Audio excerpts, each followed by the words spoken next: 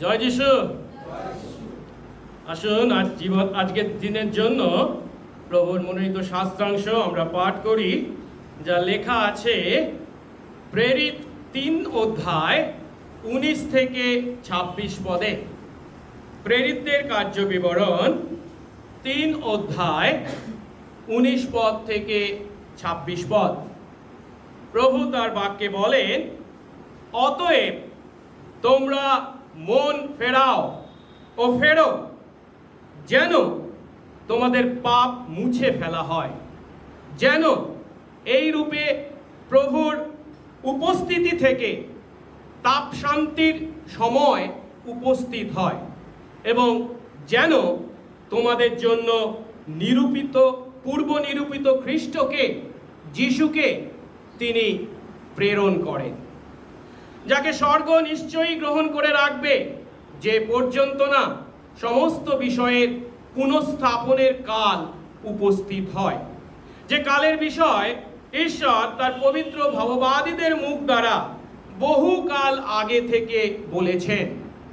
মসিহ বলেছিলেন, প্রভু ঈশ্বর তোমাদের জন্য তোমাদের ভাইদের মধ্য থেকে আমার ন্যায় এক ভাববাদীকে উৎপন্ন করবেন। তিনি তোমাদের যা যা বলবেন সেই সমস্ত বিষয়ে তোমরা তাঁর কথা শুনবে। আর এই রূপ হবে, যে কোনো প্রাণী সেই ভাববাদীর কথা শুনবে না, সে প্রজাদের মধ্য থেকে উচ্ছিন্ন হবে। আর শমূয়েল ও তার পরবর্তী যত ভাববাদী কথা বলেছেন, তারাও সকলে এই কালের কথা বলেছেন। তোমরা ভাববাদীদের সন্তান, আর সেই চুক্তিরও সন্তান যা ঈশ্বর তোমাদের পূর্বপুরুষদের সঙ্গে স্থাপন করেছিলেন। তিনি তো আব্রাহামকে বলেছিলেন, আর তোমার বংশে পৃথিবীর সমস্ত পিতৃকুল আশীর্বাদ পাবে। ঈশ্বর তার দাসকে উৎপন্ন করে প্রথমে তোমাদেরই কাছে তাকে পাঠালেন, যেন তিনি তোমাদের অধর্ম সকল থেকে তোমাদের প্রত্যেকজনকে ফিরিয়ে তার দ্বারা তোমাদের আশীর্বাদ করেন। আমেন। প্রার্থনা করি। মঙ্গলময় স্বর্গস্থ পিতা, তোমার ধন্যবাদ করি, তোমার প্রশংসা, তোমার গৌরব করি। তোমার অপার অনুগ্রহে প্রভু আমরা বেঁচে আছি। আর শুধু বেঁচে থাকা নয়, জীবনের প্রত্যেকটি প্রয়োজন প্রভু বিনা মূল্যে তুমি আমাদেরকে দিয়েছ। এই আকাশ, এই বাতাস, এই জল, সূর্যের আলো প্রভু বিনা মূল্যে প্রত্যেকটি মানুষ আমাদেরকে তুমি দিয়েছ। কিন্তু শুধু কি তোমার এই সমস্ত সাধারণ অনুগ্রহ? না প্রভু, তোমার সন্তান আমাদেরকে তুমি তোমার বিশেষ অনুগ্রহ দিয়েছ। হ্যাঁ প্রভু, তুমি আমাদেরই জন্য তোমার পুত্র যীশু খ্রিস্টকে এই পৃথিবীর মাটিতে পাঠিয়েছিলে, যিনি তার সন্তান আমাদের জন্য, আমাদের পরিবর্তে, আমাদের পাপের বোঝা নিজের কাঁধে তুলে নিয়ে ক্রুশের উপরে নিজের প্রাণকে উৎসর্গ করেছেন। তিনি মরেছেন, আমাদের পাপের প্রায়শ্চিত্ত করেছেন, যেন আমরা তাকে বিশ্বাস করে আমাদের পাপের ক্ষমা পেয়ে তোমার সন্তান হয়ে তোমার আশীর্বাদ ভোগ করি। প্রভু, তুমি তোমার আত্মা দ্বারা, তোমার বাক্য দ্বারা আমাদের হৃদয়ে কথা বলেছিলে। যখন আমরা প্রভু গো নতুন হৃদয়ের অধিকারী হয়ে আমাদের পাপের জন্য অনুতপ্ত হয়ে সেই যিশুকে আমাদের একমাত্র প্রভু ও পরিত্রাতা বলে বিশ্বাস করেছিলাম, হয়েছি তোমার সন্তান, তোমার দৃষ্টিতে ধার্মিক গণিত। প্রতিটা দিন, প্রতিটা মুহূর্ত প্রভু তুমি তোমার আত্মা ও বাক্য দ্বারা আমাদেরকে পথ চলার জন্য প্রভু নির্দেশনা দিয়ে চলেছ। যখন আমরা পতিত হই, তখনও প্রভু তোমার বাক্য দ্বারা তুমি আমাদেরকে চেতনা দাও, তোমার আত্মা দ্বারা তুমি আমাদেরকে শক্তি যোগাও, এবং প্রভু তুমি আমাদের জন্য পিতার কাছে উপবিষ্ট থেকে ক্রমশ বিনতি করে চলেছ। এত আশীর্বাদ যে আমরা পেয়ে চলেছি, তার জন্য প্রভু তোমার কাছে কৃতজ্ঞতায় আমরা উপস্থিত হয়েছি, তোমাকে সত্যি ও আত্মায় আরাধনা করতে। প্রভু, বিশ্বাস করি তুমি যে আমাদের মধ্যে উপস্থিত, আমাদের প্রত্যেকের মধ্যে তোমার আত্মা দ্বারা প্রভু গো তুমি যে আশীর্বাদ উপভোগ করার সুযোগ দিয়েছ, সেই আত্মাতে তোমার ভজনা করি প্রভু গো। আমাদের উপাসনার প্রথম থেকে শেষ পর্যন্ত তোমার আত্মার পরিচালনা দাও। এবং প্রভু, আজ যদি আমাদের মধ্যে কেউ থাকে এখনো প্রভু তোমাকে চেনে না, জানে না, তোমার বাক্য দ্বারা, তোমার আত্মা দ্বারা তার হৃদয়ে কথা বলো, কাজ করো, তোমার সন্তানের আশীর্বাদ দাও। সঙ্গে সঙ্গে থাকুন। যিশু নামে এই প্রার্থনা চাই, আমেন। আমরা বসবো। আমরা প্রেরিত পুস্তক থেকে শিখছি। 2 সপ্তাহ আগে আমরা প্রেরিত 3 অধ্যায় 1 থেকে 10 পদে দেখেছি যে একদিন যিশুর 2 প্রেরিত শিষ্য পিতর এবং যোহন জেরুসালেম মন্দিরে বিকালের প্রার্থনায় যোগ দিতে গিয়েছিলেন। আর সেখানে সেই মন্দিরের সুন্দর নামক দ্বারের সামনে একজন জন্মখঞ্জের তারা সাক্ষাৎ পেয়েছিলেন। অর্থাৎ সে জন্ম থেকে খোঁড়া ছিল। আর যখন সেই জন্মখঞ্জ পিতর এবং যোহনের কাছে কিছু অর্থ সাহায্য চেয়েছিল, তখন পিতর বা যোহনের কাছে সোনা কি রূপো ছিল না তাকে দেবার মতো, কিন্তু তাদের কাছে ছিল নাসরতীয় যিশুর নাম। আর পিতর সেই নাসরতীয় যিশুর নামের ক্ষমতায় সেদিন সেই জন্মখঞ্জকে হেঁটে বেড়াতে আদেশ করেছিলেন। নাসরতীয় যিশুর নামে পিতরের সেই আদেশ অনুসারে সেই জন্মখঞ্জ সম্পূর্ণ সুস্থ হয়ে লাফ দিতে দিতে ঈশ্বরের প্রশংসা করেছিল এবং ঈশ্বরের আরাধনা করতে পিতর ও যোহনের সঙ্গে জেরুসালেম মন্দিরের ভিতরের প্রাঙ্গণে প্রবেশ করেছিল। তারপর গত সপ্তাহে আমরা পরবর্তী শাস্ত্রাংশে দেখেছি, অর্থাৎ প্রেরিত 3 অধ্যায় 11 থেকে 18 পদে সেই জন্মখঞ্জ মন্দিরের বাইরের প্রাঙ্গণে সলোমনের বারান্দায় যখন পিতর এবং যোহনকে ধরে দাঁড়িয়েছিল, তখন সেই জন্মখঞ্জ কিভাবে সুস্থ হলো তা জানতে লোকদের মনে কৌতূহল উৎপন্ন হয়েছিল, যারা জেরুসালেম মন্দিরে সেই প্রার্থনায় যোগ দিতে এসেছিল। তখন পিতর সেই সুযোগকে ব্যবহার করে তাদের সকলের সামনে যিশুর সুসমাচার প্রচার করেছিলেন।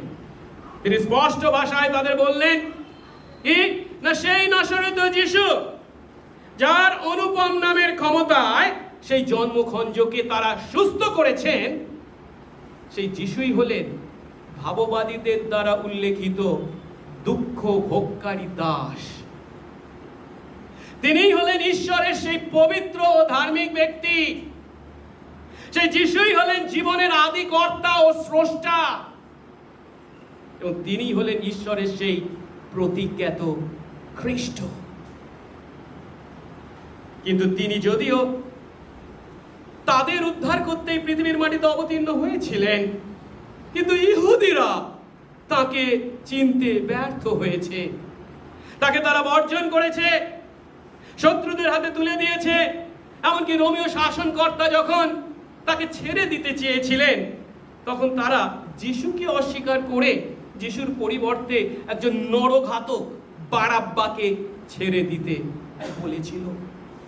ফলস্বরূপ সেই যিশুকে, তাদের পরিত্রাতা মুক্তিদাতা প্রভুকে, জীবনের আদিকর্তাকে, প্রতিজ্ঞাত খ্রিস্টকে ক্রুশে ঝুলিয়ে হত্যা করা হয়েছিল। কিন্তু ঈশ্বর সেই যিশুকেই মৃতদের মধ্য থেকে, মৃত্যু থেকে পুনরুত্থিত করেছেন।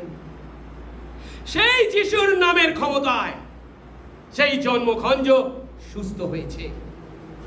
কিন্তু পিতর তাদেরকে আরো বলেন, একদিকে তারা তাদের অজ্ঞানতা বশত, অর্থাৎ যিশুকে না চিনে তারা সেই কাজ করেছিল, এবং অন্যদিকে ভাববাদীদের দ্বারা প্রতিজ্ঞাত খ্রিস্টের বিষয়ে ঈশ্বর যে সমস্ত ভাববাণী করেছিলেন তা তিনি এইভাবে তার সার্বভৌমত্বে পূর্ণ করেছেন। আজ আমরা সেদিন জেরুসালেম মন্দিরে সলোমনের বারান্দা থেকে পিতর যে প্রচার করেছিলেন তার শেষ অংশ পাঠ করেছি, অর্থাৎ 3 অধ্যায় 19 থেকে 26 পদ। আর এখানে আমরা দেখতে পাচ্ছি ইহুদিরা তাদের সেই প্রতিজ্ঞাত মসীহকে বা খ্রিস্টকে বর্জন করেছে, অস্বীকার করেছে, বধ করেছে, এমন মারাত্মক অপরাধ করেছে। তবু তাদের পাপ থেকে ক্ষমা পাওয়ার এবং ঈশ্বরের আশীর্বাদ ভোগ করার উপায় আছে। আর সেই একমাত্র উপায় হলো তাদেরকে তাদের পাপের জন্য অনুতপ্ত হতে হবে এবং ঈশ্বরের কাছে ফিরে আসতে হবে। আর তাই সেদিন সেই সমস্ত ইহুদির উদ্দেশ্যে পিতর চিৎকার করে ঘোষণা করেছেন, অতএব তোমরা ফেরো, মন ফেরাও এবং ফেরো, ঈশ্বরের কাছে ফেরো। আসুন আজ আমরা এই প্রেরিত 3 অধ্যায় 19 থেকে 26 পদকে ভিত্তি করে অনুতাপ করতে পিতরের এই আহ্বানকে দুটি ধাপে উপলব্ধি করি। দুটো ধাপে আমরা দেখব।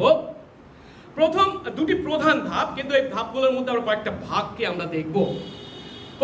প্রধান দুটি ধাপ হলো, প্রথম ধাপটি হলো অনুতাপ এবং ঈশ্বরের আশীর্বাদ। যে আশীর্বাদের মধ্যে আমরা 3টি আশীর্বাদকে দেখব: সম্পূর্ণ ক্ষমা লাভ, আধ্যাত্মিক সজীবতা এবং বিশ্বজনীন পুনঃপ্রতিষ্ঠা। এটা অনুতাপের সঙ্গে জড়িত সেই আশীর্বাদ, যে 3টি আশীর্বাদের কথা বলা হয়েছে, তা দেখব প্রথম ধাপে। আর দ্বিতীয় ধাপে দেখব এই অনুতাপ যে তারা লাভ করছে এবং তার ফলে এই যে আশীর্বাদ লাভ করছে, এটা হলো ভাববাণীর পূর্ণতা। কি কি ভাববাণীর পূর্ণতা? যে ভাববাণী ঈশ্বর মসির মাধ্যমে করেছিলেন, শমূয়েল ও অন্যান্য ভাববাদীদের মাধ্যমে করেছিলেন এবং আব্রাহামের কাছে প্রতিজ্ঞার মাধ্যমে করেছিলেন। সেই জন্য প্রথম ধাপে আমরা দেখব অনুতাপ এবং ঈশ্বরের আশীর্বাদকে, আর দ্বিতীয় ধাপে দেখব অনুতাপ এবং ভাববাণীর পূর্ণতা। আসুন প্রথম ধাপে আমরা প্রবেশ করি, অর্থাৎ অনুতাপ এবং ঈশ্বরের আশীর্বাদকে, যেটা আমরা 19 থেকে 21 পদে দেখতে পাচ্ছি। সেদিন পিতর জেরুজালেম মন্দিরের সেই সলোমনের বারান্দা থেকে যে প্রচার করেছিলেন, তার প্রথম অংশে গত সপ্তাহে আমরা দেখেছি তিনি তার ইহুদি শ্রোতাদের খুব স্পষ্ট ভাষায় যে সত্য প্রকাশ করেছেন, তা হলো তারাই তাদের মসিহকে বা খ্রিস্টকে বর্জন করেছে, অস্বীকার করেছে এবং বধ করেছে। কিন্তু তিনি একথাও বলেছেন যে তারা ও তাদের অধ্যক্ষরা তা কেন করেছে? অজ্ঞানতা বশত করেছে। অর্থাৎ তারা জানতো না তারা কি করছে। যেমন যিশু যখন ক্রুশে মরেছিলেন, তার প্রথম বাণীতে কি বলেছিলেন? পিতা, এদের ক্ষমা করো, কারণ এরা জানে না তারা কি করছে। কিন্তু তারা কি করছে তারা যদিও জানতেন না, কিন্তু ঈশ্বর জানতেন তিনি কি ঘটতে অনুমতি দিয়েছেন। হ্যাঁ, তিনি জানতেন, কারণ তিনি তার ভাববাদীদের দ্বারা খ্রিস্টের বিষয়ে যে সমস্ত ভবিষ্যৎবাণী করেছিলেন, তাতে খ্রিস্টের এইভাবে মৃত্যু ভোগ ছিল তার পরিকল্পনারই মধ্যে, তা তিনি পূর্ণ করেছেন। একদিকে তাদের অজ্ঞানতা আর অন্যদিকে ঈশ্বরের ভবিষ্যৎবাণী। এখন তাদের অজ্ঞানতা যে তাদের অপরাধ থেকে নিষ্কৃতি পাবার উপায়, তা কিন্তু নয়। তারা বলতে পারবে না আমরা জেনে না জেনে যেহেতু করেছি আমাদের কোনো অপরাধ নেই। না, তারা করেছে এবং তার জন্য তারা অপরাধী। অন্যদিকে ঈশ্বর যদিও তা এই ঘটনার মাধ্যমে তার ভবিষ্যৎবাণী পূর্ণ করেছেন, ঠিক কথা, কিন্তু তাকে তারা তাদের অপরাধের পক্ষে অজুহাত হিসাবে ব্যবহার করতে পারে না। তাহলে প্রশ্ন দাঁড়াচ্ছে, তাহলে এই যে মারাত্মক অপরাধ তারা করেছে, তারা নিজের হাতে তাদের প্রতিজ্ঞাত মসিহকে, তাদের মুক্তিদাতাকে, তাদের জীবনের আদিকর্তাকে, তাদের জীবনের স্রষ্টাকে, খ্রিস্টকে বর্জন করেছে, অস্বীকার করেছে, বধ করেছে। এই অপরাধ থেকে মুক্তির কি কোনো আশা নেই? আজ আমরা সেই প্রশ্নের উত্তর পেতে চলেছি, না, আশা আছে। পিতর তার প্রচারের তাই দ্বিতীয় অংশে সেই ইহুদিদেরকে যারা তাদের মসিহকে বধ করেছে, তাদের উদ্দেশ্যে সেই আশার বাণী শোনাচ্ছেন, কি তাদের মতো পাপীদেরও মুক্তির পথ আছে। আর সেই একমাত্র মুক্তির পথ হলো তাদের পাপের জন্য অনুতাপ। আসুন আমরা 19 পদের প্রথম অংশ পাঠ করি। বলা হয়েছে, অতএব মন ফেরাও ও ফেরো। আমরা যখন পুরাতন নিয়ম পাঠ করি, বিভিন্ন ভাওবাদী পুস্তক বিশেষ করে পাঠ করি, বা ইসরায়েলের ইতিহাস পুস্তকগুলি পাঠ করি, তখন দেখতে পাই ভাওবাদীরা বারংবার ইসরায়েলীদের উদ্দেশ্যে সেই পাপে পতিত, বিপদে পরিচালিত, ঈশ্বরকে ত্যাগ করে মন্দ পথে দুষ্টতার মধ্যে জীবনযাপন করেছে যারা, তাদের উদ্দেশ্যে বারবার অনুতাপ করবার জন্য আহ্বান করেছেন। কিন্তু এই অনুতাপ করার জন্য আহ্বান কেবল যে পুরাতন নিয়মের কাহিনী তা নয়, কারণ সেই নতুন নিয়মের শুরুতেও আমরা সেই একই কথা, একই আহ্বানকে দেখতে পাই। কেন? যিশুর অগ্রদূত হয়ে প্রভু যাকে পাঠিয়েছিলেন, সেই যোহন বাপ্তাইজক, তাকেও বলতে শুনি মতি 3:1-2 পদে, মন ফেরাও কারণ স্বর্গরাজ্য সন্নিকট। এমনকি যিশু এই পৃথিবীর মাটিতে অবতীর্ণ হয়ে যখন তিনি তার পরিচার্য কাজ শুরু করেন, তার মুখ থেকেও একই কথা দিয়ে তার পরিচর্যা কাজ শুরু হয়েছিল। মতি 4:17 পদ, মন ফেরাও কারণ স্বর্গরাজ্য সন্নিকট হলো। আর সেই যিশুর প্রেরিত শিষ্যরাও যখন লোকদের কাছে যিশুর কথা বলছেন, অর্থাৎ সুসমাচার প্রচার করছেন, তাদেরও সেই প্রচারে, যে প্রচারকে প্রেরিত পুস্তকে আমাদের জন্য লিপিবদ্ধ করা হয়েছে দেখতে পাচ্ছি, তারাও তাদের শ্রোতাদেরকে অনুতাপের জন্য আহ্বান জানিয়েছেন। এর আগে আমরা প্রেরিত 2 অধ্যায় দেখেছি, 50তম দিনে পিতর যখন তার প্রচার করেছিলেন, তখন শ্রোতাদেরকে কি বলেছিলেন? 2:38 পদে, মন ফেরাও এবং তোমরা প্রত্যেকে তোমাদের পাপ ক্ষমার জন্য যীশু খ্রিস্টের নামে বাপ্তাইজিত হও। আর তার কিছুদিন পরে, আজ আমরা দেখছি যে শাস্ত্রাংশ পাঠ করেছি, কিছুদিন পরের ঘটনা, সে জেরুজালেম মন্দিরে সলোমনের বারান্দা থেকেও সেই সমস্ত ইহুদি যাদেরকে ঈশ্বরের বাক্য থেকে স্পষ্টভাবে তাদের চোখে আঙ্গুল দিয়ে পিতর তার প্রচারের মাধ্যমে দেখিয়ে দিয়েছে তারা অপরাধী, তারা দোষী সাব্যস্ত, তাদেরকে বলছেন মন ফেরাও এবং ফেরো বা ঈশ্বরের কাছে ফিরে এসো। এখন যদি বাইবেল আমরা ভালো করে অধ্যয়ন করি, তাহলে দেখতে পাই এই মন ফেরানো, ইংরেজিতে যেটাকে রিপেন্টেন্স বা অনুতাপ বলা হয়েছে, তার মধ্যে একটা বুদ্ধি বা জ্ঞান সম্বন্ধীয় বিষয় রয়েছে। সেটা কি? পাপ সম্বন্ধে উপলব্ধি। আমি যদি আমার পাপকে না উপলব্ধি করি বা পাপকে না জানি, কখনো আমি আমার পাপের জন্য অনুতাপ করতে পারি না। কিন্তু শুধু এই জ্ঞান বা বুদ্ধি থাকলে হবে না, তার সঙ্গে প্রয়োজন আরেকটা দিক, সেটা হচ্ছে আবেগগত দিক। আর সেটা কি? আমাদের মনের পরিবর্তন। মন থেকে আমার সেই পাপ এবং অপরাধের জন্য আমি যে অপরাধী তাকে মেনে নিতে হবে, এবং তার জন্য মানসিক দিক থেকে, মনের দিক থেকে পরিবর্তিত হওয়ার ইচ্ছা থাকবে। কিন্তু শুধু ইচ্ছা থাকলে হবে না, সেই ইচ্ছার বাস্তবায়ন থাকতে হবে। তৃতীয় দিকটি হলো ব্যবহারের পরিবর্তন, অর্থাৎ জীবনের পরিবর্তন। যখন আমাদের মধ্যে প্রকৃত অনুতাপ ঘটে, তখন তার মধ্যে 3টে বিষয় অবশ্যই থাকবে। আমাদের পাপ সম্বন্ধে আমাদের জ্ঞান, সেই পাপকে আমরা স্বীকার করব, এবং পাপকে স্বীকার করার অর্থ আমি আমার জীবনকে পরিবর্তিত করব, আমার জীবনে আসবে পরিবর্তন। আমি অনেক পাপের কথা আমার জানি এবং তার জন্য দুঃখ করি, তার মানে কিন্তু অনুতাপ নয়। দুঃখও করি এবং মেনেও নিই, তার জন্য অনুতাপ নয়, যদি না আমি পরিবর্তিত হই সেই পাপ কাজ থেকে। আর পিতর এখানে তার শ্রোতাদেরকে তাই কি বলছেন? তারা যেন এর আগে যিশুকে বর্জন, অস্বীকার এবং বধ করার দ্বারা যিশুর প্রতি যে মনোভাব দেখিয়েছে, প্রদর্শন করেছে, সেই মনোভাব থেকে 180 ডিগ্রি বিপরীত মনোভাব প্রকাশ করে সেই যিশুর প্রতি 180 ডিগ্রি বিপরীত মনোভাব, যা ঈশ্বর তাদের কাছে তুলে ধরেছেন। সেই যিশুর প্রতি ঈশ্বরের কি মনোভাব ছিল, সেই মনোভাবকে গ্রহণ করে। সহজ কথায়, তারা যিশুকে ঘৃণা করেছে, তাদের যিশুর প্রতি বিদ্বেষ প্রকাশ করেছে, তাই তাকে তারা বধ করেছে। কিন্তু ঈশ্বর কি করেছেন? সেই যিশুর প্রতি ঈশ্বরের রায় কি? সেই যিশুকে মৃতদের মধ্য থেকে তিনি পুনরুত্থিত করেছেন। তাই তার অর্থ তারা তাদের হৃদয়ে যেন অনুতপ্ত হয়। তার অর্থ তাদেরকে তাদের নিজেদের যিশুর প্রতি তাদের নিজেদের মনোভাব থেকে সম্পূর্ণ বিপরীত, উল্টো দিকে ঈশ্বরের মনোভাবে সেই যিশুর প্রতি তাকাতে হবে, বিশ্বাস করতে হবে। সেই হৃদয়ের অনুতাপ, যার জন্য তাদেরকে ঈশ্বরের কাছে ফিরে আসতে হবে, ঈশ্বরের রায়কে সাদরে গ্রহণ করতে হবে, যিশুকে তাদের খ্রিস্ট বলে স্বীকার, গ্রহণ এবং বিশ্বাস করতে হবে।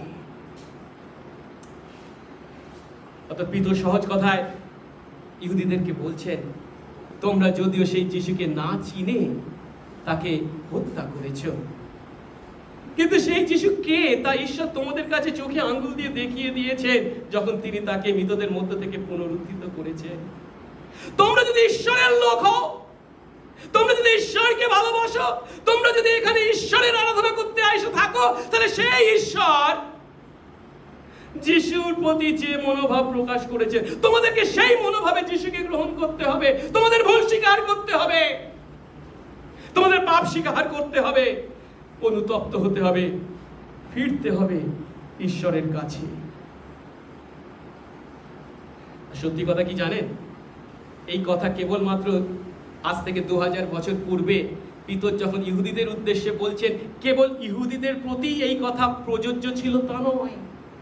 আজ আমাদের প্রতি এই 2000 বছর পরে এই বিশ্বাসী মানুষ এই পৃথিবীর মাটিতে আমরা যত আছি, তাদের প্রতিও এই কথা একইভাবে প্রযোজ্য।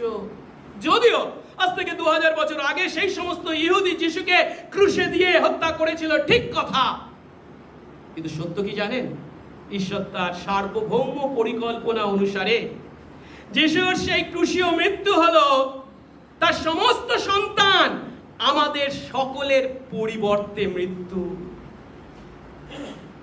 এর অর্থ তিনি আমাদের পাপের জন্যই আমাদের পরিবর্তে সেই ক্রুশে মৃত্যুগ্রহণ করেছিলেন। আমাদের পাপী তাকে সেই মারাত্মক শারীরিক যন্ত্রণা এবং পিতা ঈশ্বর থেকে বিচ্ছিন্ন হওয়ার মানসিক ও আধ্যাত্মিক ব্যথা ভোগ করতে বাধ্য করেছিল। তাই এখনো যদি সেই যিশুর কাছে আমাদের সমস্ত পাপ স্বীকার করে আমাদের মধ্যে কেউ অনুতপ্ত না হয়ে থাকি, তাহলে আজই হলো সেই দিন যেদিন প্রভু তার আত্মা দ্বারা, তার বাক্য দ্বারা আমাদের হৃদয়কে নতুন করতে চাইছেন। আমরা যেন আমাদের পাপের জন্য অনুতপ্ত হই, সেই যিশুকে আমাদের একমাত্র পরিত্রাতা ও প্রভু বলে বিশ্বাস করি। আর এইভাবে তার শ্রোতারা যখন তাদের পাপের জন্য অনুতপ্ত হবে, তখন তাদের জন্য আছে ঈশ্বরের আশীর্বাদ। পিতর এখানে তারা অনুতপ্ত হয়ে ঈশ্বরের কাছে ফিরে আসলে 3টে আশীর্বাদ তারা যে ঈশ্বরের কাছ থেকে লাভ করবে তা বর্ণনা করেছেন।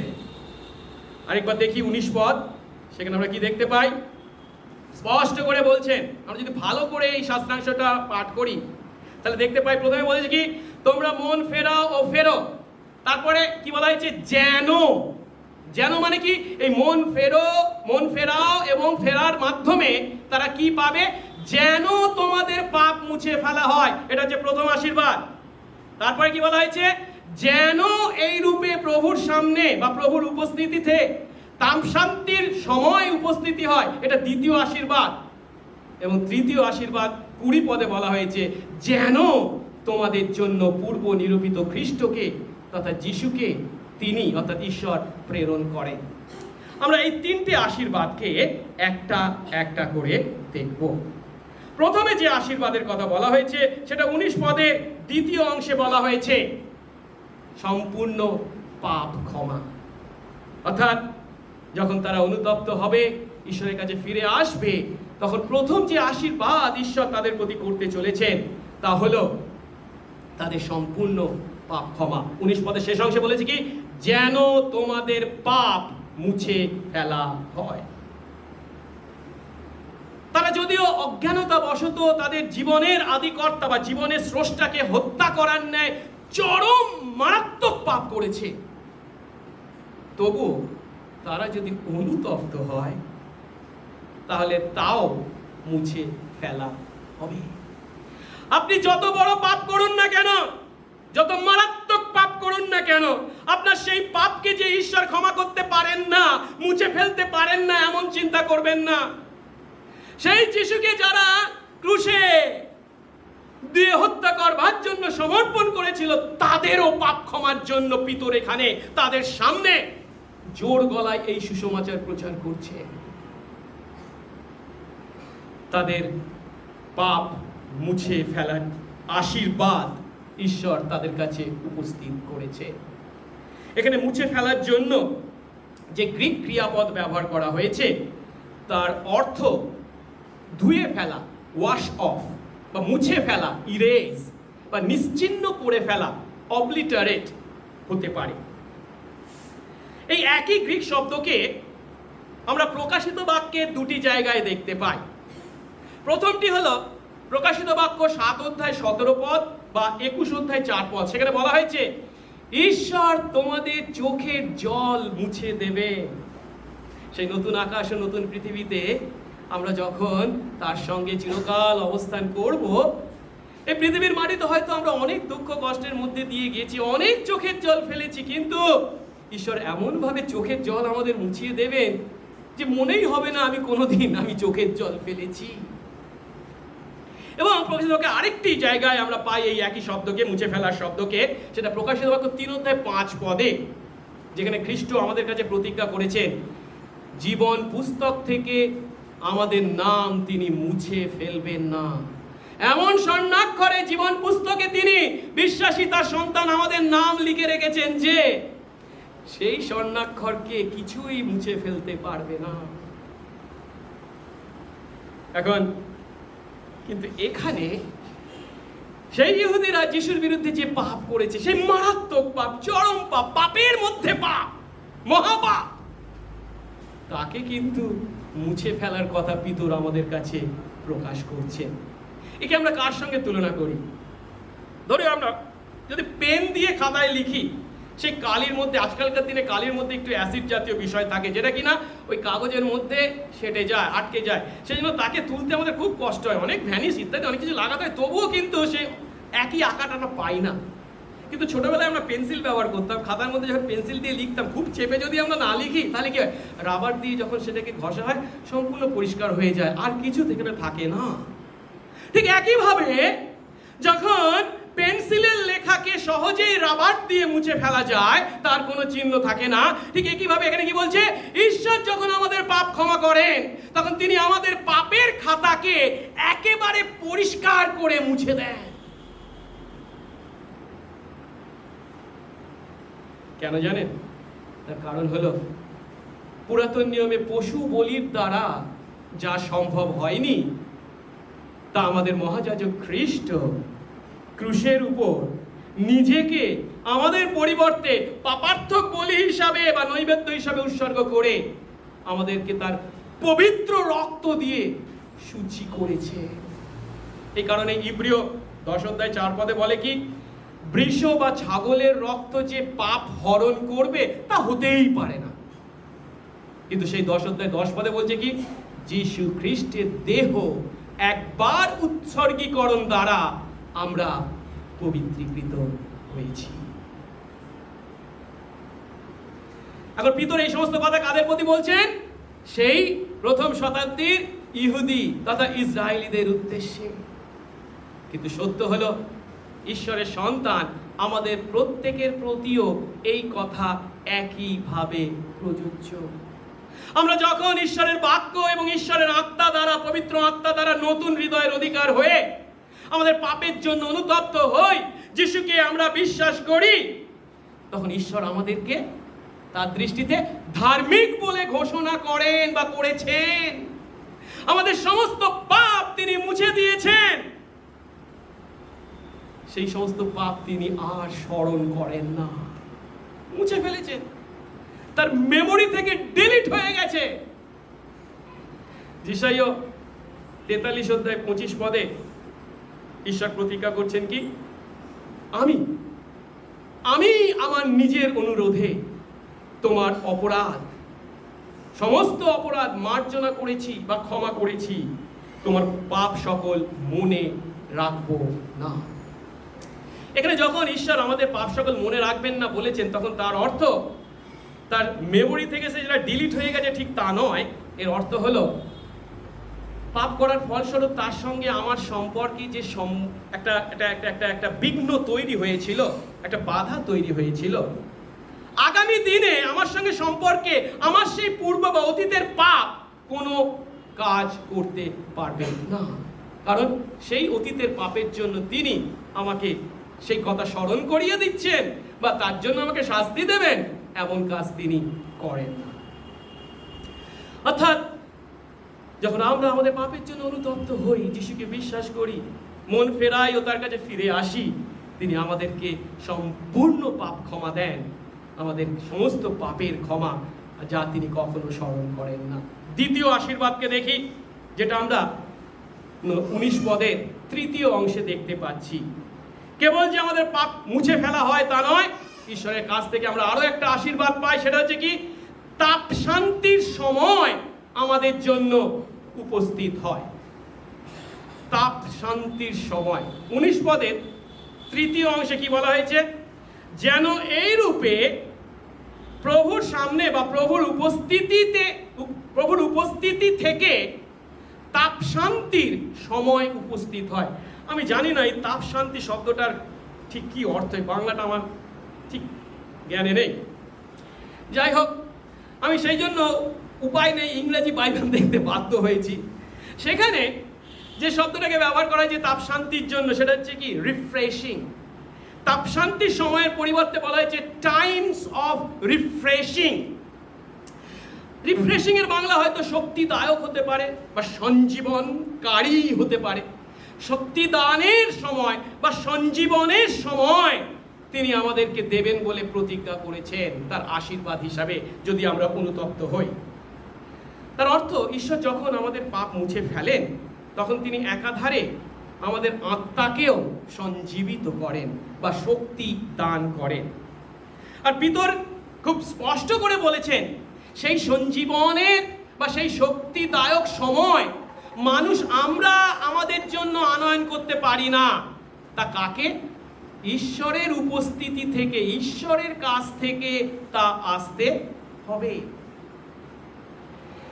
কিন্তু তবু এই অনুবাদ করবার পরে, এই ব্যাখ্যা করার পরে আমার মনে একটু খটকা ছিল। সেই জন্য আমি একটু ভালো ইংরেজি থেকে আর একটু ভিতরে গেলে কোথায় যেতে হবে আমাদেরকে? গ্রিক ভাষায় যেতে হবে। পুরো নতুন নিয়ম যেহেতু গ্রিক ভাষায় লেখা হয়েছে, এই তাপ শান্তির জন্য যে গ্রিক শব্দ ব্যবহার করা হয়েছে তার অর্থ হলো নিবৃত্তি বা বিরাম, রেসপাইট। এখন পিতর এখানে যে আশীর্বাদের কথা বলছেন তা হলো এই রেসপাইট অর্থে বা নিবৃত্তি বা বিরামের অর্থে। তার মানেটা হচ্ছে, এটাকে এইভাবে আমরা তুলনা করতে পারি, নিনবীর লোকেরা জোনার ঘোষণা শুনে যখন অনুতাপ করেছিল, তখন কি ঘটনা ঘটেছিল? জোনার দ্বারা তাদের প্রতি যে শাস্তি বা বিচার ঘোষণা করা হয়েছিল তা তাদের প্রতি নিবৃত্ত হয়েছিল।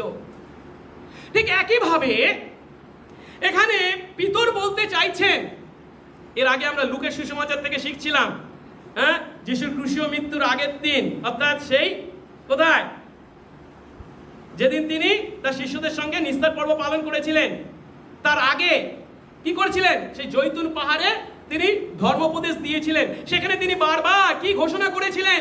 ইসরায়েলের প্রতি যে শাস্তি বা বিচার আসতে চলেছে। বুঝতে পারছি? এখন বিষয়টা হলো, যিশু যদিও তার মৃত্যুর আগে জেরুসালেমের প্রতি বা জেরুসালেমবাসীদের প্রতি তার জৈতুন পাহাড়ের ধর্মোপদেশে আসন্ন বিচারের কথা ঘোষণা করেছিলেন,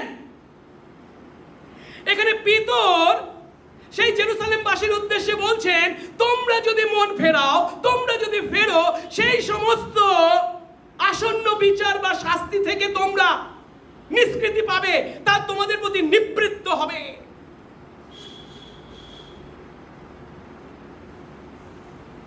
বুঝতে পারছি?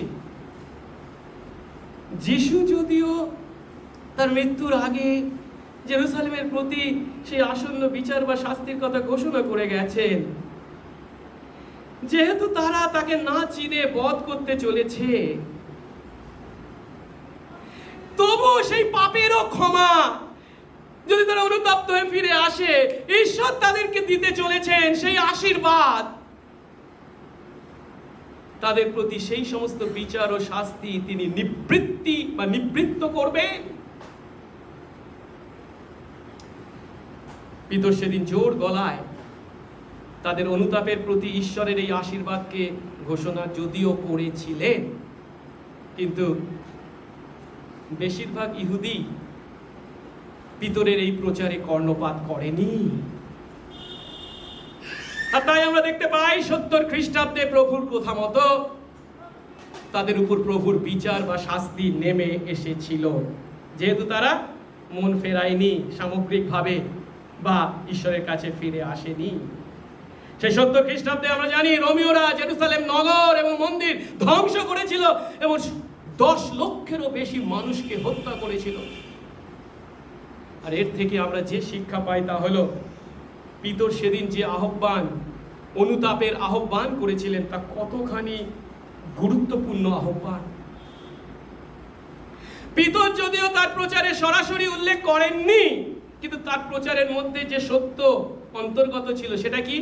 তারা যদি ফেরে, তারা যদি মন ফেরায়, তাহলে তাদের প্রতি সেই বিচার নিবৃত্ত হবে।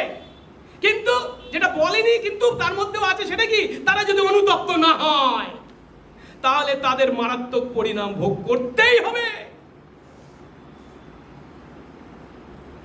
শুধু তাই নয়, আমরা যদি বাস্তব প্রেক্ষাপটটাকে একটু গভীরভাবে চিন্তা করি, কি এর আগে যদিও তারা অজ্ঞানতাবশত যিশুর প্রতি সেই কাজ করেছিল, কিন্তু পিতরের এই প্রচার শোনার পর তাদের অপরাধ তাদের চোখে আঙ্গুল দিয়ে দেখিয়ে দেওয়া হয়েছে, তাই তারা খ্রিস্টের প্রভুত্ব স্বীকার করতে বাধ্য।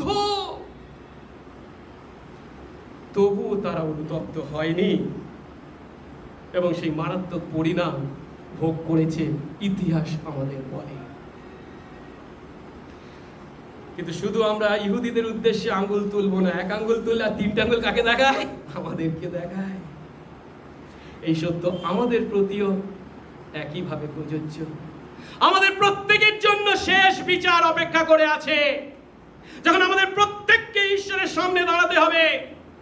রোমীয় 14:12 পদ বলে আমাদের প্রত্যেককে ঈশ্বরের কাছে নিজের নিজের নিকাশ, অ্যাকাউন্ট দিতে হবে। কিন্তু তা থেকে উদ্ধার পাওয়ার জন্য প্রভু আমাদের প্রতিও একই আশীর্বাদ দান করেছেন। প্রভু নিজে বলে গেছেন আমাদের কাছে, বিশ্বাসী আমাদের কাছে প্রতিজ্ঞা করেছেন, যোহন 5:24 পদ, যে ব্যক্তি আমার বাক্য শোনে এবং যিনি আমাকে পাঠিয়েছেন তাকে বিশ্বাস করে সে অনন্ত জীবন পেয়েছে, বিচারে আনিত হয় না, সে মৃত্যু থেকে জীবনে পার হয়ে গেছে। অর্থাৎ যে মুহূর্তে আমরা আমাদের পাপের জন্য অনুতপ্ত হই এবং যিশুতে ঈশ্বরের বিশ্বাসে ফিরে আসি, সেই মুহূর্তে আমাদের প্রতি সেই বিচার নিবৃত্ত হয়। তাই আসুন সময় থাকতে আমরা অনুতপ্ত হই, যেন আমাদের প্রতি প্রভুর সেই চরম বিচার নিবৃত্ত হয়। এবার তৃতীয় আশীর্বাদকে দেখি, যারা অনুতপ্ত হবে, ফিরে আসবে, তাদের প্রতি তৃতীয় যে আশীর্বাদের কথা বলেছেন সেটা আমরা 20 এবং 21 পদে পাই। এর আগের দুটো আশীর্বাদ সম্পূর্ণ পাপ ক্ষমা এবং সেই আধ্যাত্মিক বিচার বা সেই বিচারের নিবৃত্তি, সেটা এখন এবং এখানেই যদিও আমরা উপভোগ করার সুযোগ পেয়েছি, কিন্তু তৃতীয় যে আশীর্বাদের কথা পিতর এখানে বলছেন তার পূর্ণতার জন্য আমাদেরকে অপেক্ষা করতে হবে। হ্যাঁ, অনুতাপের প্রতি সেই তৃতীয় আশীর্বাদটা হলো খ্রিস্টের দ্বিতীয় আগমনের দ্বারা বিশ্বজনীর পুনঃস্থাপন বা পুনঃপ্রতিষ্ঠা সাধিত হবে, যেটা 20-21 পদে বলা হয়েছে। 20 পদ দেখি, এবং যেন তোমাদের জন্য পূর্ব নিরূপিত খ্রিস্টকে, যিশুকে তিনি প্রেরণ করেন, যাকে স্বর্গে নিশ্চয়ই গ্রহণ করে রাখবে, যাকে স্বর্গ নিশ্চয়ই গ্রহণ করে রাখবে, যে পর্যন্ত না সমস্ত বিষয়ের পুনঃস্থাপনের কাল উপস্থিত হয়, যে কালের বিষয় ঈশ্বর তার পবিত্র ভাববাদীদের মুখ দ্বারা বহুকাল আগে থেকে বলেছে। পিতা ঈশ্বর পুত্র ঈশ্বরকে অর্থাৎ যীশু খ্রিস্টকে যে দায়িত্বভার দিয়ে পৃথিবীতে পাঠিয়েছিলেন, যীশু তা পুঙ্খানুপুঙ্খভাবে পালন করেছেন। যখন তিনি পিতার ইচ্ছা পালন করে তার সন্তানদের জন্য ক্রুশের উপর মৃত্যু ভোগ করেছেন। আর পিতা ঈশ্বর তার প্রতি সন্তুষ্ট হয়ে তাকে মৃত্যু থেকে পুনরুত্থিত করেছেন এবং তাকে স্বর্গে নিজে গ্রহণ করেছেন। এখন তিনি স্বর্গে পিতার দক্ষিণে আসন গ্রহণ করে আছেন এবং তার সন্তান আমাদের জন্য তিনি প্রার্থনা বা বিনতি করে চলেছেন। আর যিশু সেই স্বর্গে পিতার কাছে ততদিন থাকবেন যতদিন না বহুকাল আগে থেকে তার পবিত্র ভাববাদীদের দ্বারা ঈশ্বর যে কালের কথা বলেছিলেন সেই কাল উপস্থিত হয়। সেই কালটা কি?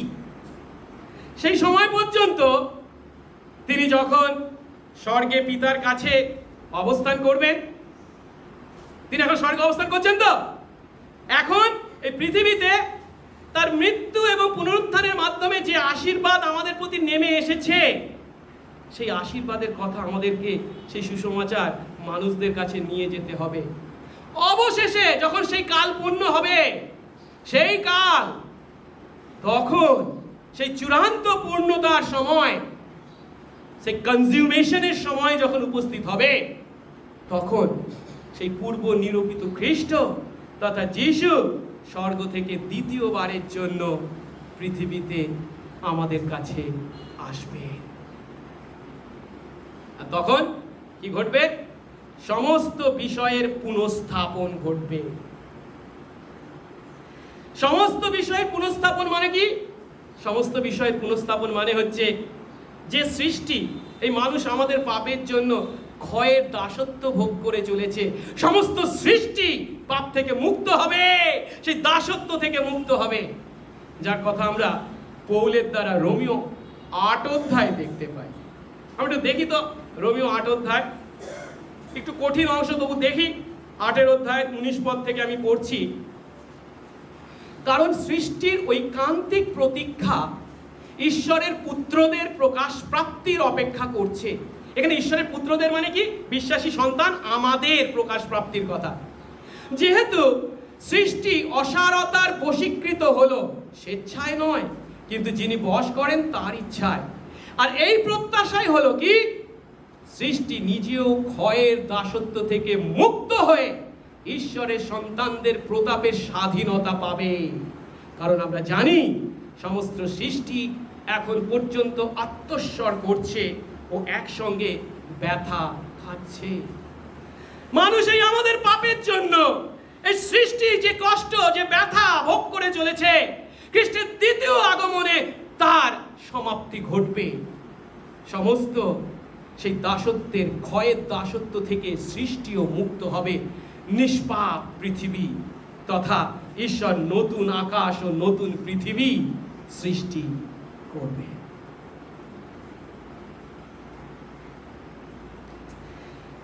এখন এই সত্য যখন আমরা উপলব্ধি করতে পারছি, তাহলে যিশুর দ্বিতীয় আগমনও ঘটবে। তাহলে কর্গা আশীর্বাদ দেখলাম, 3টি আশীর্বাদ। এক হচ্ছে কি? তারা পাপের ক্ষমা পাবে।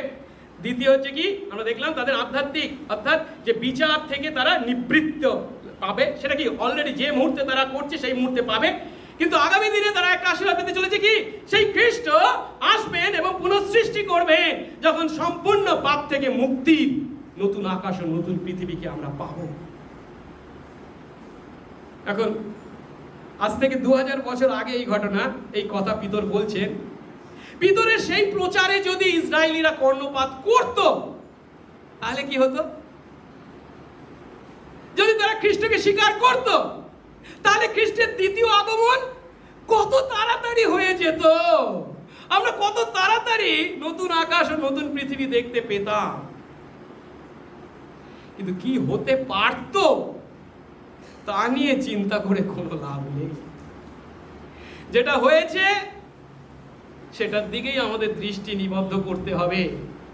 পরিবর্তে ইতিহাস আমাদের কাছে সাক্ষ্য দেয়, সামগ্রিক অর্থে ইসরায়েল অনুতপ্ত হয়নি, যিশুকে খ্রিস্ট বলে স্বীকার করেনি। আর এই প্রেরিত পুস্তকের পরবর্তী অধ্যায়গুলিতে আমরা কি দেখতে পাবো? অন্য জাতির মানুষরা যখন যিশুকে বিশ্বাস করছে, প্রভু বলে স্বীকার করছে, গ্রহণ করছে, তখন ইহুদিরা ক্রমশ তাকে অস্বীকার করে চলেছে। আর তাই এ হলো অন্যতম প্রধান কারণ যার জন্য যিশুর দ্বিতীয় আগমন ও সৃষ্টির চূড়ান্ত পূর্ণতা এখনো আমাদের কাছে কিসের বিষয়? ভবিষ্যতের বিষয়।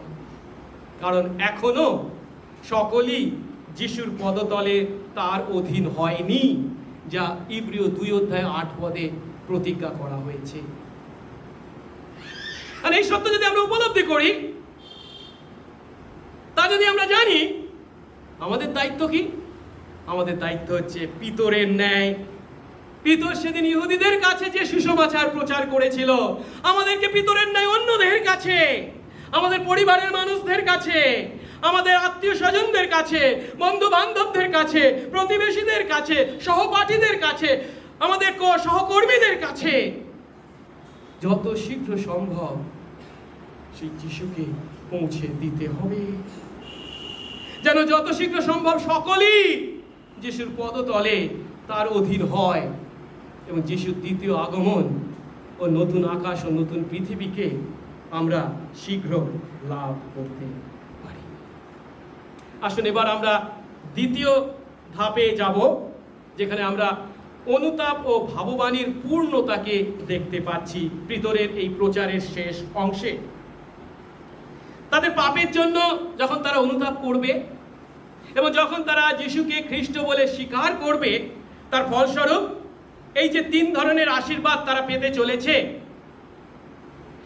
এই সমস্ত আশীর্বাদের কথা কিন্তু ইতিমধ্যে পুরাতন নিয়মে ভাববাদীদের দ্বারা ঈশ্বর ইঙ্গিত দিয়েছেন বা আভাস দিয়েছিলেন সেই খ্রিস্টের আগমন সম্পর্কে, এবং খ্রিস্টের আগমনের ফলস্বরূপ তার প্রজারা যে আশীর্বাদ ভোগ করবে সে সম্বন্ধে ইতিমধ্যে এর আগেই পুরাতন নিয়মে ঈশ্বর আভাস দিয়েছেন।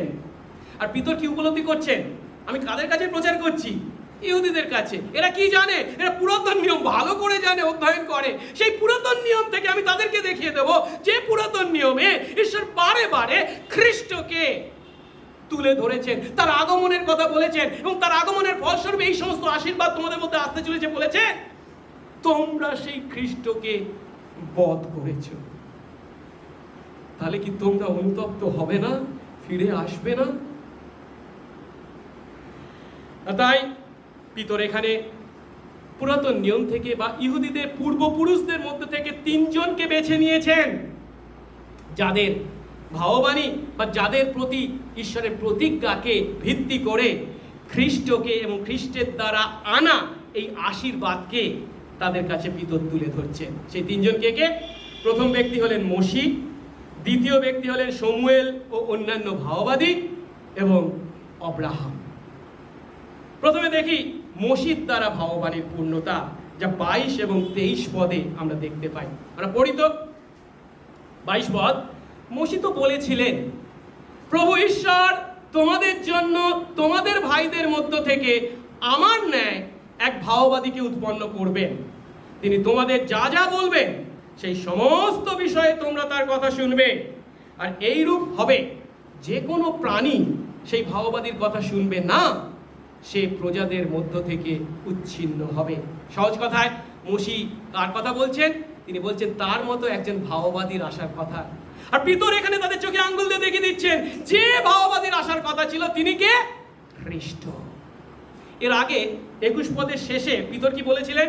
বহুকাল আগে থেকেই ঈশ্বর তার পবিত্র ভাববাদীর মুখ দিয়ে মসিহের পুনঃস্থাপন কালের কথা বলেছেন।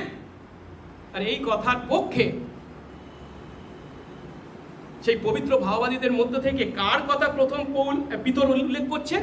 মসির কথা, যে মসিকে ইসরায়েলিরা তাদের শ্রেষ্ঠতম বা মহত্তম ভাববাদী বলে জানত ও বিশ্বাস করত। কিন্তু মসিও খ্রিস্টের আগমনের দিনকে দেখতে পেয়েছিলেন এবং প্রভুর আত্মা দ্বারা তিনি অনুপ্রাণিত হয়ে সেই দিনের কথা ঘোষণা করেছিলেন। আমরা এখন সকালে আমাদের প্রত্যেক দিনের আরাধনায় 2য় বিবরণ পুস্তক থেকে পাঠ করছি। আর সেখানেই আমরা 18 অধ্যায় থেকে যখন পাঠ করছিলাম এই বাক্য, এই কথা দেখেছিলাম। আমরা দেখতে পারি 2য় বিবরণ 18 অধ্যায় 15 পদ, সেখানে বলছেন মসি ইসরায়েলীদের উদ্দেশ্যে কি বলছেন? তোমার ঈশ্বর সদা প্রভু তোমার মধ্য থেকে তোমার জন্য আমার ন্যায় অর্থাৎ মসির ন্যায় এক ভাওবাদী উৎপন্ন করবেন, তাঁরই কথায় তোমরা কর্ণপাত করবে। মতি যখন এই কথা বলেছেন ইসরায়েলীদের উদ্দেশ্যে, ঈশ্বর তখন তার সঙ্গে যোগ করেছেন কি? 17 পদ দেখি। তখন সদাপ্রভু আমাকে বললেন, ওরা ভালোই বলেছে যেহেতু তারা মেনে নিয়েছিল, আমি ওদের জন্য ওদের ভাইদের মধ্য থেকে তোমার ন্যায় মানে মসির ন্যায় এক ভাওবাদীকে উৎপন্ন করব, তার মুখে আমার বাক্য দেব, আর আমি তাকে যা যা আজ্ঞা করব তা তিনি তাদের বলবেন। আর আমার নামে তিনি আমার যে সকল বাক্য বলবেন তাতে যে কেউ কর্ণপাত করবে না, আমি তার কাছ থেকে প্রতিশোধ নেব। এখানে মসি ইসরায়েলীদেরকে একটা বিষয় সতর্ক করে বলছেন, যখন তারা কোনো বিষয়ে ঈশ্বরের ইচ্ছা কি জানতে চাইবে, তখন যেন কনানে বসবাসকালে তারা কনানীয়দেরকে দেখে তাদের অনুকরণে কাজ না করে। কনানীয়দের অনুকরণে কাজ করাটা কি? ঈশ্বরের ইচ্ছা কি জানবার জন্য তারা কাদের কাছে যাবে? গণক, মায়াবী বা গুণিনদের কাছে। মসি বলছে না, এ কাজ তোমরা করো না। তার পরিবর্তে কি, যখন সদাপ্রভু তোমাদেরকে কিছু জানাতে চাইবেন তখন তিনি কি করবেন? মসি আমার মতোই একজন ভাওবাদীকে তোমাদের মধ্যে উৎপন্ন করবেন এবং তার মাধ্যমে তিনি তোমাদেরকে তার ইচ্ছা জানাবেন। আর তাই যে কেউ সেই ভাওবাদীর কথায় কান দেবে না, তার কাছ থেকে স্বয়ং ঈশ্বর প্রতিশোধ নেবেন।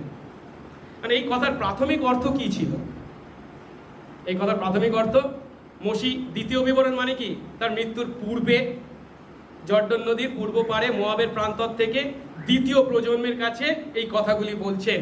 তিনি জানেন আর কিছুদিন পরে তাকে মরতে হবে, তিনি জর্ডন পার হয়ে কনানে প্রবেশ করতে পারবেন না, কিন্তু বলে যাচ্ছেন কি, আমি যদিও যাচ্ছি কিন্তু প্রভু ঈশ্বর তোমাদেরকে তার ইচ্ছা জানাবেন। কিভাবে? আমার মতো আরো ভাববাদীদেরকে তিনি তোমাদেরকে দিতে চলেছেন, যে সমস্ত ভাববাদীদের মাধ্যমে তিনি তোমাদেরকে তার ইচ্ছা জানাবেন। কিন্তু কিন্তু এই ব্যাখ্যাই শেষ নয়। কেন? প্রেরিতদের যুগের অনেক আগে থেকেই এই ভাববাণীর অন্য ব্যাখ্যা করা হয়েছে এবং সেই ব্যাখ্যায় তারা ইহুদিরা বিশ্বাসও করত। সেটা কি না, ঈশ্বর একজন বিশেষ ভাববাদীকে পাঠাতে চলেছেন, যিনি দ্বিতীয় মসি হয়ে মসির ন্যায় ঈশ্বর এবং তার প্রজাদের মধ্যে মধ্যস্থতার কাজ করবেন।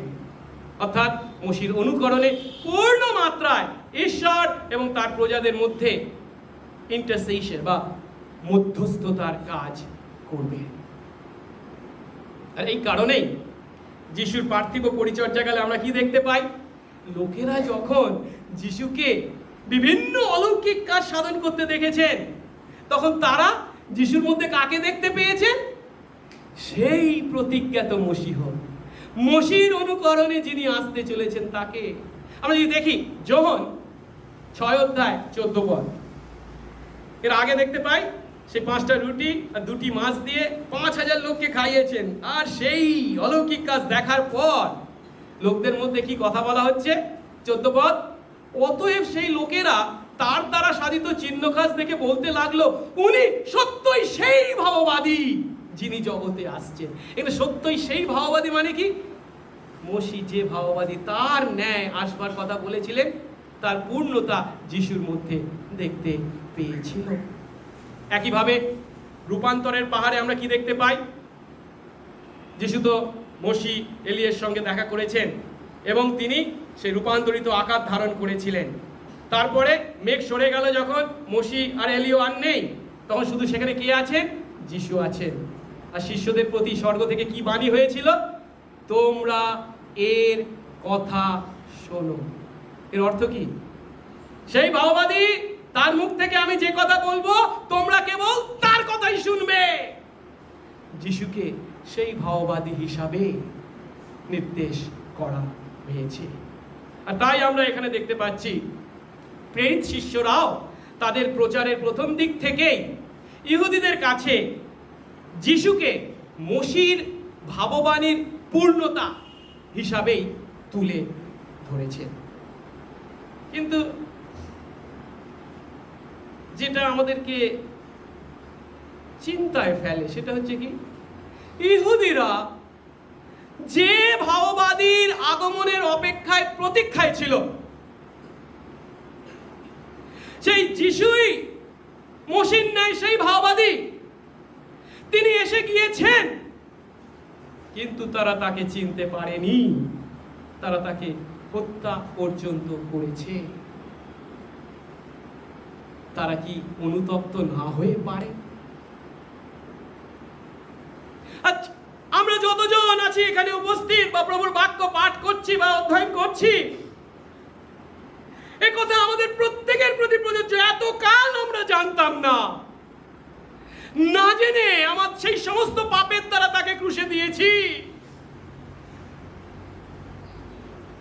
এখন প্রভু যখন সেই সত্য আমার কাছে প্রকাশ করেছেন, আমি কি ক্রমশ তাকে ক্রুশে দেব? পিতরের ন্যায় আজ প্রভু তার বাক্যের দ্বারা আমাদেরকে বলছেন, মন ফেরাও ও ফেরো। দ্বিতীয় যে ভাববাণী পূর্ণতার কথা বলেছেন সেটা আমরা 24 এবং 25 পদে দেখতে পাই। শমুয়েল থেকে সমস্ত ভাববাদীদের ভাববাণীর পূর্ণতা। মসি সেই যে ভাববাণীর সূচনা করেছিলেন, শমুয়েল এবং অন্যান্য ভাববাদীরা সেই ভাববাণী ক্রমশ অব্যাহত রেখেছিলেন। মসির পরবর্তী সময়ে অন্যতম উল্লেখযোগ্য ভাববাদী হিসাবে পিতর কার কথা বলছেন? শমুয়েলের কথা বলছেন। আমরা 24 পদ দেখি, 24 বলা হয়েছে, আর শমুয়েল ও তার পরবর্তী যত ভাববাদী কথা বলেছেন তারাও সকলে এই কালের কথা বলেছেন।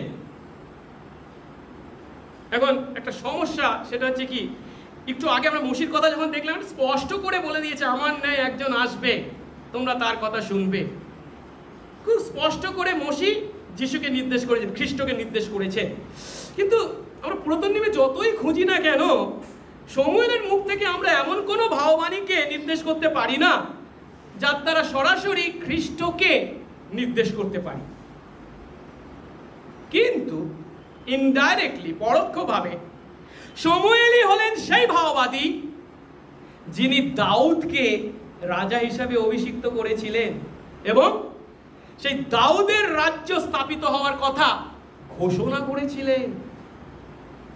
আর শুধু তাই নয়, দাউদের প্রতি পুরাতন নিয়মে যত প্রতিজ্ঞা করা হয়েছে সেই সমস্ত প্রতিজ্ঞাই কাতে? যিশু খ্রিস্টেতে চূড়ান্ত অর্থে পূর্ণতা লাভ করেছে। এই প্রেরিতদেরকেই, এই পৌলকেই আমরা দেখতে পাবো। প্রেরিত 13 অধ্যায় 34 পদে বলছেন, ঈশ্বর তাকে অর্থাৎ যিশুকে মৃতদের মধ্য থেকে উঠিয়েছেন এবং তাকে যে আর ক্ষয়ে ফিরে যেতে হবে না, এ বিষয়ে ঈশ্বর এইরূপ বলেছেন, আমি তোমাদের দাউদের পবিত্র অটল অঙ্গীকার সকল প্রদান করব। অর্থাৎ দাউদের প্রতি সেই প্রতিজ্ঞার চূড়ান্ত পূর্ণতা যিশু খ্রিস্টে ঘটেছে। এখন যিশুতেই যেহেতু দাউদের সমস্ত প্রতিজ্ঞা চূড়ান্ত পূর্ণতা লাভ করেছে, সেই হেতু ভাববাদীরা যে কালের কথা বলেছিলেন সেই কালটা কখন? এখন। যেহেতু দাউদের সমস্ত প্রতিজ্ঞা, দাউদের প্রতি সমস্ত প্রতিজ্ঞার পূর্ণতা যিশু খ্রিস্টে পূর্ণ হয়েছে। যিশু খ্রিস্টের পার্থিব পরিচর্যাই হলো সেই কাল। আর তাই পিতর সেই ইসরায়েলীয়দেরকে কি বলছেন? তোমরাই সেই ভাববাদীদের সন্তান, তোমরাই সেই চুক্তির সন্তান। 25 পদের প্রথম অংশে বলছেন, তোমরা ভাববাদীদের সন্তান আর সেই নিয়ম বা চুক্তিরও সন্তান যা ঈশ্বর তোমাদের পূর্বপুরুষদের সঙ্গে স্থাপন করেছিলেন। আর এইভাবে পিতর বিভিন্ন ভাববাদীদের কথা বলছেন। এক সময় মসি ছিলেন, কিন্তু অন্য সময় কে ছিলেন? শমুয়েল ছিলেন বা অন্যান্য ভাববাদীরা ছিল। যদিও তারা বিভিন্ন সময়ে ছিল, বিভিন্ন ভাববাদী, কিন্তু সেই সমস্ত বিভিন্ন ভাববাদীকে একসঙ্গে উল্লেখ করছেন কেন? তাদের সমস্ত ভাববাদী একজনের জন্য ছিল, খ্রিস্টের জন্য। এবং খ্রিস্টেতে তা যেহেতু পূর্ণ হয়েছে, সেই খ্রিস্টে এবং তার প্রজাদের মধ্যেই তা পূর্ণ হয়েছে। প্রভু এইভাবে শমুয়েল এবং অন্যান্য ভাববাদীদের যিশুর সেই দাউদের বংশধর হয়ে জন্মকে, প্রতিজ্ঞাকে পূর্ণ করেছেন এবং দাউদের প্রতি সমস্ত প্রতিজ্ঞাকে যিশু খ্রিস্টে পূর্ণ করেছেন। যে সময়ে, সেই সময়ে এই ইসরায়েলিরা এই পৃথিবীর মাটিতে আশীর্বাদ ভোগ করার সুযোগ পেয়েছিল, কিন্তু তারা তাকে চেনেনি, তারা তাকে ক্রুশে দিয়েছে। তারা কি অনুতাপ করবে না? তৃতীয় যার কথা বলা হয়েছে তিনি হলেন অব্রাহাম, যে অব্রাহামের প্রতি ঈশ্বর তার প্রতিজ্ঞা করেছিলেন। তৃতীয় পূর্বপুরুষ হচ্ছেন অব্রাহাম। 25 পদের দ্বিতীয় অংশে বলেছেন, তিনি তো অব্রাহামকে বলেছিলেন, আর তোমার বংশে পৃথিবীর সমস্ত পিতৃকুল। এখানে পিতৃকুলের জন্য যে শব্দটি ব্যবহার করা হয়েছে তার অর্থ পরিবার বা ফ্যামিলিজ বা জাতি, সমস্ত জাতি আশীর্বাদ পাবে। আর এটা কি আমরা জানি, এটি হলো পুরাতন নিয়মের ভিত্তিমূলক প্রতিজ্ঞা, ফাউন্ডেশনাল প্রমিস। এখানে যে প্রতিজ্ঞা করা হয়েছে সেটা কি না, অব্রাহামের বংশে, এর বংশের জন্য ইংরেজিতে কি রয়েছে, সিড। অব্রাহামের সিড এর মাধ্যমে পৃথিবীর সমস্ত পিতৃকুল বা পরিবার বা জাতি আশীর্বাদ পাবে। এখন এই অব্রাহামের বংশে সমস্ত জাতি আশীর্বাদ পাবে যখন বলছে, অব্রাহামের সিড হিসাবে, বীজ হিসাবে যিনি আসতে চলেছেন তার দ্বারাই তা পূর্ণ হবে। কারণ যীশু খ্রিস্টই হলেন সেই ব্যক্তি যাতে এই আশীর্বাদের পূর্ণতা ঘটেছে। কেন? যীশু খ্রিস্ট হলেন অব্রাহামের সেই বংশধর, সেই সিড বা সেই বীজ যাতে এই আশীর্বাদ বাস্তবায়িত হয়েছে। যখন বলা হয়েছে না এই প্রতিজ্ঞার কথা, আর তোমার বংশে পৃথিবীর সমস্ত পিতৃকুল আশীর্বাদ পাবে, তখন এটাকে কোথা থেকে উদ্ধৃত করা হয়েছে? আদি পুস্তক 22 অধ্যায় 18 পদ। আমরা দেখি তো, আদি পুস্তক 22 অধ্যায় 18 পদ বলা হয়েছে, আর তোমার বংশে পৃথিবীর সমস্ত জাতি আশীর্বাদ পাবে। এটা যখন বংশ কথাটা বাংলা অনুবাদ করা হয়েছে, তখন ইংরেজি বলছে তোমার সিড, তোমার বীজের দ্বারা, বীজ। কিন্তু বীজটাকে বহু বচনে নয়, এক বচনে ব্যবহার করা হয়েছে। আর এটাই হচ্ছে পয়েন্ট, যে পয়েন্টটাকে কে ধরেছিলেন? পৌল ধরেছিলেন। তিনি গালাতীয় তে বলছেন, গালাতীয়র পত্রে বলছেন 3 অধ্যায়, ভালো অব্রাহামের প্রতি ও তার বংশের প্রতি প্রতিজ্ঞা সকল উক্ত হয়েছিল, তিনি এক বচনে বংশ সকলের প্রতি, তিনি বহু বচনে বহু বংশের প্রতি বা বংশ সকলের প্রতি বা সিডস বলেননি, তিনি এক বচনে বংশের প্রতি বা সিড বলেছেন। কেন এক বচনে বলেছেন? কেন? কারণ একজনকেই নির্দেশ করা হয়েছে অব্রাহামের বংশধর হিসাবে। তিনি কে? সেই এক বচনটাকে, সেই সিডটাকে পৌল বলছেন, সেই বংশ, সেই সিড হলেন যীশু খ্রিস্ট। এখন অব্রাহামের বংশে যদিও পৃথিবীর সমস্ত জাতি আশীর্বাদ পেতে চলেছে, ঠিক কথা, তবু সেই আশীর্বাদ ভোগ করার প্রথম সুযোগ ঈশ্বর কাদেরকে দিয়েছিলেন? অব্রাহামের শারীরিক বংশধরদেরকে, অর্থাৎ ইসরায়েল বা ইহুদিদেরকে। তাই 26 পদে পিতর বলছেন, ঈশ্বর তার দাসকে, এখানে দাস মানে কে? যীশু খ্রিস্টকে উৎপন্ন করে প্রথমে কাদের কাছে? তোমাদের কাছে, ইসরায়েলীদের কাছে পাঠালেন, যেন তিনি তোমাদের অধর্ম থেকে, তোমাদের দুষ্টতা সকল থেকে তোমাদের প্রত্যেকজনকে ফিরিয়ে তার দ্বারা তোমাদের আশীর্বাদ করেন। ঈশ্বর তার দুঃখ ভোগকারী দাসকে ইহুদিদের মধ্যে পাঠিয়েছিলেন, তাদের নেতা এবং উদ্ধারকর্তা করে পাঠিয়েছিলেন, যেন তিনি মসির ন্যায় ঈশ্বর এবং তার প্রজাদের মধ্যে মধ্যস্থতাকারীর কাজ করেন। যিশু তাদের মধ্যে এসেছিলেন অব্রাহামের প্রতিজ্ঞাত বংশধর বা সিড হয়ে, যেন তিনি তাদের প্রতি ঈশ্বরের শ্রেষ্ঠ আশীর্বাদ প্রদান করেন। সেই আশীর্বাদ কেবল যে পাপ ক্ষমার আশীর্বাদ একটু আগে আমরা দেখেছি তা নয়, এখানে তার সঙ্গে আরেকটা বিষয়কে যোগ করা হয়েছে, সেটা কি? পাপ ক্ষমার পাশাপাশি তারা লাভ করবে ঈশ্বরের ধার্মিকতা। তাই এখানে বলা হয়েছে কি, যেন তিনি তোমাদের অধর্ম সকল থেকে তোমাদের প্রত্যেককে ফেরান। অধর্ম সকল থেকে ফেরান মানে কি? তোমাদেরকে ধার্মিকতা দানের আশীর্বাদ করেন। যিশু যখন তাদের মধ্যে এসেছিলেন ও তাদের মধ্যে সেই পার্থিব পরিচর্যা কাজ সম্পন্ন করেছিলেন, তখন তারা কিন্তু যিশুর কথায় কর্ণপাত করেনি। কিন্তু এখন পিতর এবং অন্য শিষ্যদের মাধ্যমে ঈশ্বর তার ক্ষমাকারী অনুগ্রহে তাদের কাছে পুনরায় সুযোগ উপস্থিত করেছেন। তারা যেন সেই সুযোগ গ্রহণ করে, তারা যেন অনুতপ্ত হয়, সেই যিশুকে বিশ্বাস করে, খ্রিস্ট বলে স্বীকার করে। কিন্তু তাও যদি তারা অবহেলা করে, তাহলে তারা চুক্তির আশীর্বাদ হারাবে। এখন অব্রাহামের বংশ বা সিড তথা যিশু খ্রিস্টের মাধ্যমে এখন এই আশীর্বাদ যে কেবল অব্রাহামের শারীরিক বংশধরদের মধ্যে সীমাবদ্ধ তা নয়। আজ এই আশীর্বাদ তার পরিবর্তে যিশু খ্রিস্টে বিশ্বাসী সমস্ত জাতির মানুষের কাছে পৌঁছে গেছে। এই বাঙালি আমাদের কাছে, বিহারি, ভারতবাসী, আমেরিকান, কোরিয়ান, বাংলাদেশি, সমস্ত দেশের সমস্ত জাতির মানুষের কাছে এই আশীর্বাদ পৌঁছেছে। আজ বিশ্বাসী আমরা ঈশ্বরের অনুগ্রহের দ্বারা সেই যিশু খ্রিস্টে বিশ্বাসের মাধ্যমে পাপ ক্ষমা এবং ঈশ্বরের দৃষ্টিতে ধার্মিক গণিত হওয়ার আশীর্বাদ লাভ করেছি। আমাদেরকে অব্রাহামের শারীরিক বংশধর হওয়ার প্রয়োজন নেই। যিশু খ্রিস্টের মাধ্যমে, অর্থাৎ অব্রাহামের প্রকৃত বীজ যিশু খ্রিস্টের মাধ্যমে এই আশীর্বাদ সমস্ত জাতির কাছে পৌঁছেছে।